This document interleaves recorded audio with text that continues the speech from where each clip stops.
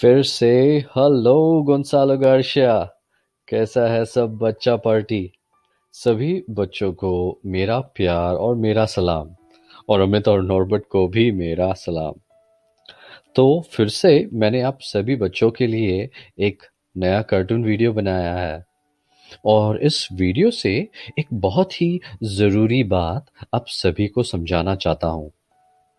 पूरे बाइबल में सिर्फ यही एक जरूरी बात है जो परमेश्वर हमें समझाना चाहते हैं, और वो है पुत्रत्व। इंग्लिश में सनशिप, मतलब बेटा कैसे बनते हैं।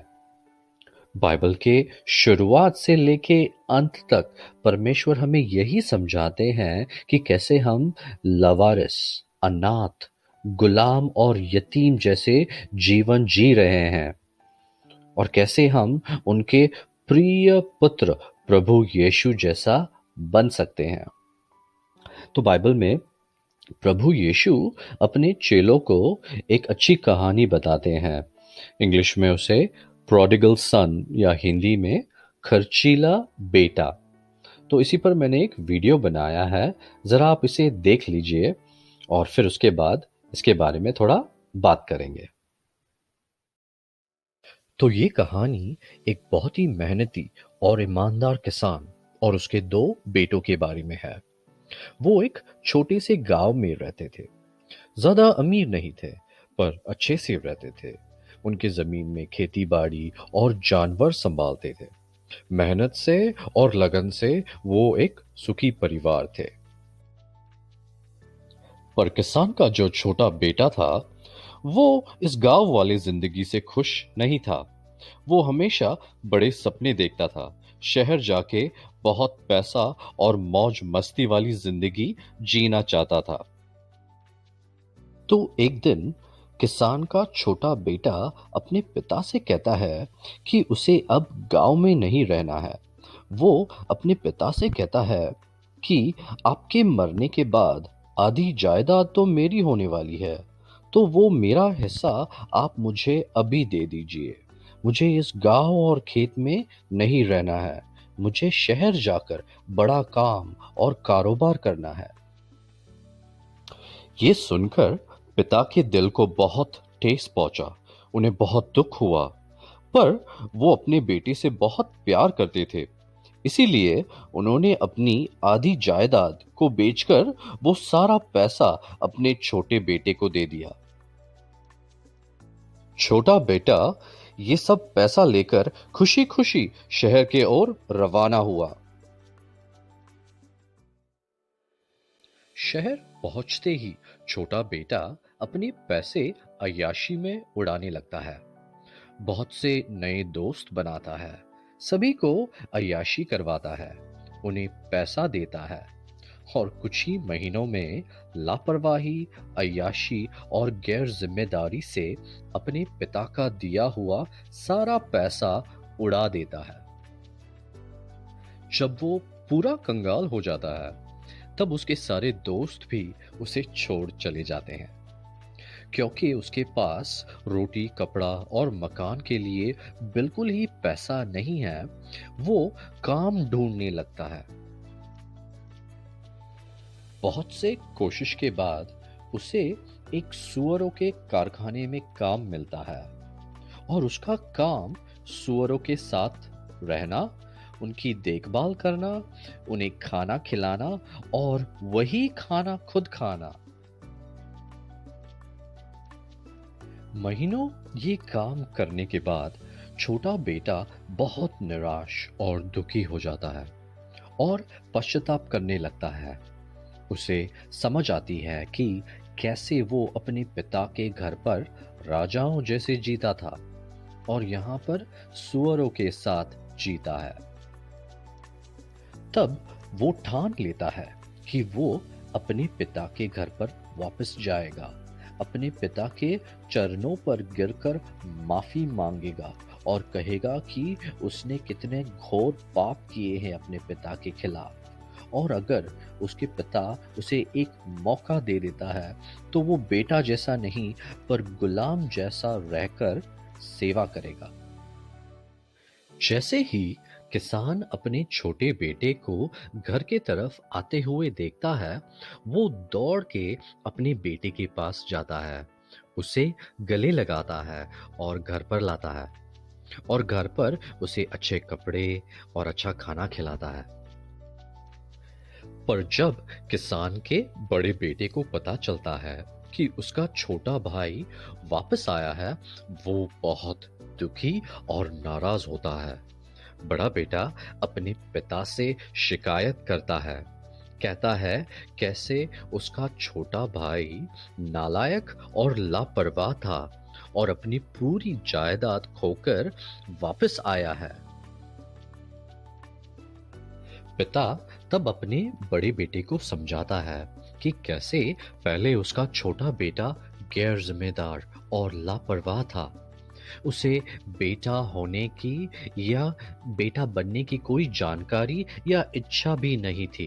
तब वो मर चुका था, पर अब वो पश्चाताप कर चुका है, फिर से जी उठा है और अपने बेटा बनने की जिम्मेदारी करना चाहता है। इसीलिए हमें उसे माफ कर देना चाहिए।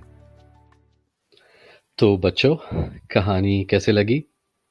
तो चलिए अब थोड़ा कहानी के बारे में बात करते हैं। तो आप सब इतना तो जानते हो कि मनुष्य में ऐसा तो कोई पिता नहीं है जो अपने बेटे की ये बात सुनकर, जैसे कि आपके मरने के बाद पैसा तो मेरा होने वाला है, तो वो मुझे अभी दे दो। कोई भी पिता ऐसी बात सुनने के बाद ऐसे नालायक और निकम्मे औलाद को एक फूटी कौड़ी भी नहीं देगा, उसे घर से मार भगाएगा। पर ये कहानी जो प्रभु यीशु मसीह ने कहा है, इस कहानी में जो पिता बताया है वो मनुष्य नहीं, वो स्वयं परमेश्वर है। और वो दो बेटे हम इंसान हैं। एक बेटा मौज मस्ती लालच की जिंदगी जीना चाहता है और दूसरा बेटा खुद को संत और सही समझता है। पर परमेश्वर के आगे सभी मनुष्य पाप में डूबे हुए हैं और परमेश्वर सिर्फ इतना चाहता है कि मनुष्य स्वयं अपने दिल से उनकी पाप से भरी जिंदगी का पश्चाताप करे और उनके प्रिय और पवित्र पुत्र प्रभु यीशु मसीहा में आकर एक नई जीवन जिए। जो हम पापी इंसान जीवन जी रहे हैं, वो जीवन एक गुलामी की जीवन है, लावारिस और अनाथ जैसे जीवन जी रहे हैं। और परमेश्वर ये चाहते हैं कि हम उनके पवित्र आत्मा के जरिए एक नया जीवन उनके बेटे बनकर जिए। तो परमेश्वर के पुत्रत्व के राह पर चलने के लिए मैं आपसे दो स्वभाव या चरित्र, इंग्लिश में कैरेक्टर कहते हैं, इसके बारे में आपसे बात करना चाहता हूं। सबसे पहला स्वभाव दीनता या नम्रता, इसे इंग्लिश में हम्बल या ह्यूमिलिटी कहते हैं। और दूसरा स्वभाव आदर, सम्मान, इंग्लिश में इसे ऑनर या रिस्पेक्ट कहते हैं। चलिए सबसे पहले दीनता के बारे में बात करते हैं। इसका मतलब है कि इंसान अपने आप को नीचे रखता है, खुद को ज्यादा जरूरी नहीं मानता। जो भी चीज है उससे वो खुश रहता है, उस चीज का बहुत धन्यवाद होता है उसे। दूसरों के बारे में हमेशा पहले सोचता है। घमंड का बिल्कुल ही उल्टा दीनता होती है। बाइबल में प्रभु यीशु ये कहते हैं कि जो भी घमंडी है या खुद को ऊपर करता है, उसे प्रभु यीशु नीचे गिराएगा, और जो भी दीन है, खुद को नीचे रखता है, प्रभु यीशु उसे ऊपर उठाएगा। प्रभु यीशु ने ये सिर्फ दीनता के बारे में बात ही नहीं की, पर अपने चेलों को करके दिखाया। एक बार जब प्रभु यीशु अपने चेलों के साथ भोजन कर रहे थे, तो अपना भोजन छोड़कर वो अपने चेलों के पाँव धोने लग गए और उनसे ये भी कहा कि अब तुम भी ऐसे ही एक दूसरे की सेवा किया करो। जब यहूदियों के मंदिर के सैनिक प्रभु यीशु को गिरफ्तार करने आए थे, तब प्रभु यीशु का एक चेला पतरस अपनी तलवार निकालकर लड़ाई के लिए तैयार था, पर प्रभु यीशु ने उसे अपनी तलवार रखने को कहा और उससे कहा कि अगर वो चाहते थे तो अपने पिता से कहकर अपनी सुरक्षा के लिए स्वर्ग से 12 स्वर्गदूतों का पलटन ला सकते थे, पर उन्होंने ऐसे नहीं किया। प्रभु यीशु ने अपने स्वयं इच्छा से समर्पण कर दिया और अपने प्राण त्याग दिए। ये थी प्रभु यीशु की दीनता, जो इतनी शक्ति होने के बावजूद अपने पिता परमेश्वर की बात मानकर अपने प्राण पापियों के हाथ त्याग दिए। दूसरा स्वभाव, आदर या सम्मान, इंग्लिश में रिस्पेक्ट या ऑनर। इसका मतलब है जैसे हम दीनता में खुद को नीचे रखते हैं, उसी तरह आदर में हम दूसरों को ऊपर उठाते हैं, उन्हें सम्मान देते हैं। हम दूसरों को आदर उनके अधिकार पर देते हैं, रिश्तों पर देते हैं या उनके काम पर, गुणों पर या कला पर आदर देते हैं।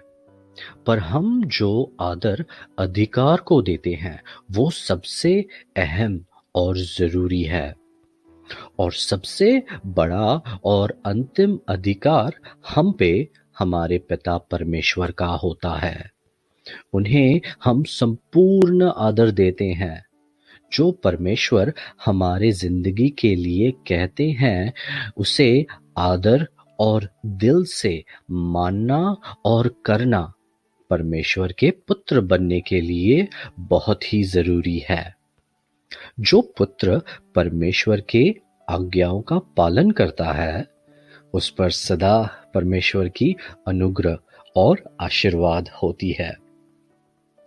बाइबल में दूसरे पुस्तक में, जिसे निर्गमन कहते हैं, इंग्लिश में एक्सोडस, इसमें ये कहानी बताते हैं कि परमेश्वर इज़राइल को मिस्र यानी कि इजिप्ट से कैसे निकालेंगे, क्योंकि इस देश ने इज़राइल को गुलाम बना के रखा था। मिस्र ने पीढ़ियों तक इज़राइल पे बहुत अत्याचार किए थे और परमेश्वर मूसा के जरिए इज़राइल को मिस्र से निकालकर एक ऐसी देश में ले जाएंगे जहां पर दूध और मध यानी कि शहद की धारा बहती होगी। मतलब एक गुलामी की जिंदगी से निकालकर एक ऐसी जिंदगी और देश उपहार देंगे जहां पर इज़राइल गुलाम नहीं पर पुत्र बनकर रहेगा। सभी चीजों की भरमार होगी, किसी चीज की कमी नहीं रहेगी। परमेश्वर इसी पुस्तक में मूसा यानी कि मोसेस और इज़राइल को 10 जरूरी आदेश देते हैं। इंग्लिश में इसे 10 कमांडमेंट्स कहते हैं। बाकी आदेशों के बारे में दूसरे वीडियो में बात करेंगे। आज सिर्फ 5वें आदेश के बारे में आपसे बात करना चाहता हूं। 5वें आदेश में परमेश्वर मूसा और इज़राइल से कहते हैं कि तू अपने पिता और अपनी माता का आदर करना, जिससे जो देश तेरा परमेश्वर यहोवा तुझे देता है उसमें तू बहुत दिन तक रहने पाए। तो परमेश्वर इस आदेश में 2 बात बताते हैं। एक आदेश है और दूसरा उपहार है। हमें अपने पिता और माता का आदर करना है, ये आदेश है। और दूसरा, जिस देश में हमें परमेश्वर पुत्र बनाकर ले जा रहे हैं, उस देश में जहाँ पर दूध और मद की धारा बहती है, सभी चीज़ों की भरमार है, उस देश में हमारी ज़िंदगी लंबी होगी, ताकि हम अपने लंबे ज़िंदगी में परमेश्वर के पुत्र बनकर उनके बहुत सारे आशीर्वादों का अनुभव कर पाएंगे। याद रखिए, परमेश्वर ये नहीं कहते हैं कि अगर तुम्हारे माता और पिता अच्छे हैं तो उन्हें आदर दे, अगर वो बुरे हैं तो उन्हें आदर ना दे। परमेश्वर सिर्फ उन्हें आदर देने को कहते हैं। अभी बहुत से बच्चों के पास अच्छे माता पिता हैं जो उन्हें बहुत प्यार करते हैं। अच्छा घर, अच्छा खाना, खिलौने, कपड़े वगैरह सब अपने बच्चों को देते हैं। ऐसे माता और पिता का आदर करना बहुत आसान है। हाँ, बहुत से बच्चे ऐसे माता पिता का भी आदर नहीं कर पाते हैं, वो अलग बात है।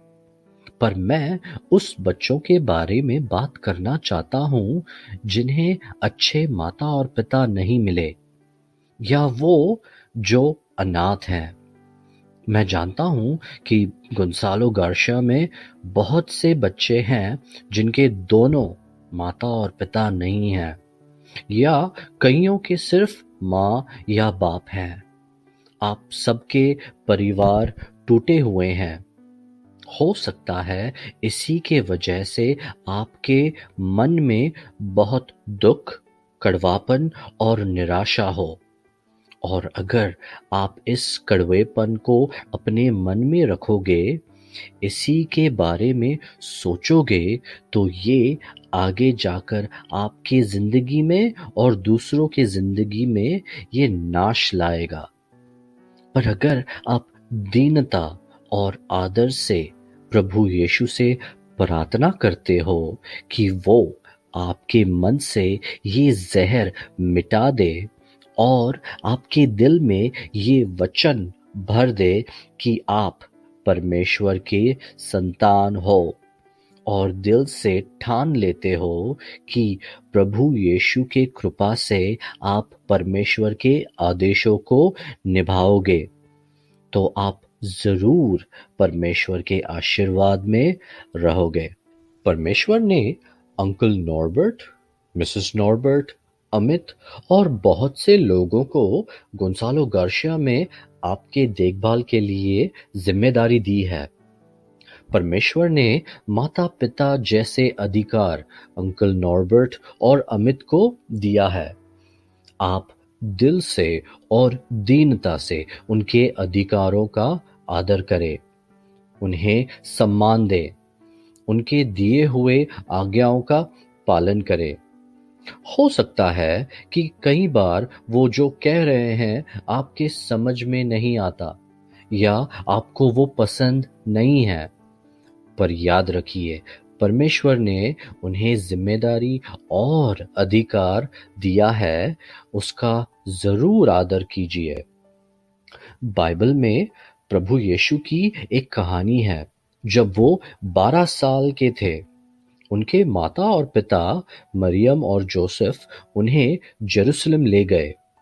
जेरूसलम के मंदिर में प्रभु यीशु अपने पिता परमेश्वर के काम में इतने व्यस्त थे कि वो भूल गए उनके माता और पिता जेरूसलम छोड़कर घर वापस जा रहे थे। जब मरियम और जोसेफ को पता चला कि प्रभु यीशु लापता है, और 3 दिनों तक ढूंढ ढूंढ कर वो परेशानी में जेरूसलम के मंदिर जा पहुंचे, वहां पर जब उन्हें प्रभु यीशु मिले, तब मरियम ने प्रभु यीशु से पूछा कि उसने उन्हें इतने परेशानी में क्यों डाला। तब प्रभु यीशु ने उन्हें कहा कि वो तो अपने पिता परमेश्वर के घर में उनके काम करने में व्यस्त थे। 12 साल के उम्र में प्रभु यीशु अपने माता और पिता से ज्यादा बुद्धिमान थे। उन्हें परमेश्वर के काम के बारे में पूरा ज्ञान था, पर फिर भी वो जानते थे अपने पिता और माता का आदर करना परमेश्वर के आदेश के अनुसार है। इसीलिए बाइबल में लिखा है कि प्रभु यीशु अपने पिता और माता का आदर और सम्मान करके उनके अधिकार के नीचे रहते थे और उनके आज्ञाओं का पालन करता था।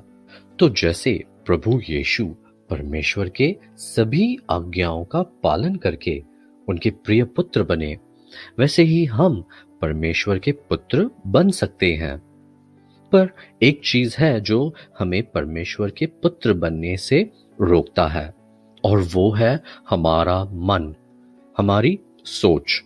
शैतान हमारे मन में इस दुनिया के जरिए ऐसी बातें भरता है कि हम पुत्र नहीं पर गुलाम बनकर पाप भरी जिंदगी जिए। पर प्रभु यीशु हमारे समस्याओं को जानते हैं, इसीलिए प्रभु यीशु ने क्रूस पर अपने पवित्र प्राण देकर हमारे पापों का बलिदान बनकर हमें परमेश्वर की पूरी माफी, क्षमा दिलाई है और हमें परमेश्वर की पवित्र आत्मा भेंट दी है। अगर आप दिल से मानोगे कि प्रभु यीशु ने आपके सारे पाप माफ कर दिए हैं, तो आप प्रभु यीशु से उनकी पवित्र आत्मा मांग सकते हो। और प्रभु यीशु की पवित्र आत्मा आपको ऐसी शक्ति देती है कि आप अपनी मन की बात नहीं, पर अपने पिता परमेश्वर की सारे आज्ञाओं का दीनता से और आदर से पालन करते हो और प्रभु यीशु जैसे परमेश्वर के प्रिय पुत्र बनते हो। तो मेरी यही इच्छा और आशा आप सभी गोंसालो गार्शिया के बच्चों के लिए है कि आप अनाथ या गुलाम बनकर नहीं, पर प्रभु यीशु के पवित्र आत्मा के जरिए परमेश्वर के प्रिय पुत्र बनकर रहो। तो अगले वीडियो तक ये मेरा प्यार आप सभी बच्चों के लिए है। तो अगले वीडियो तक गुड बाय, अलविदा, फिर मिलेंगे।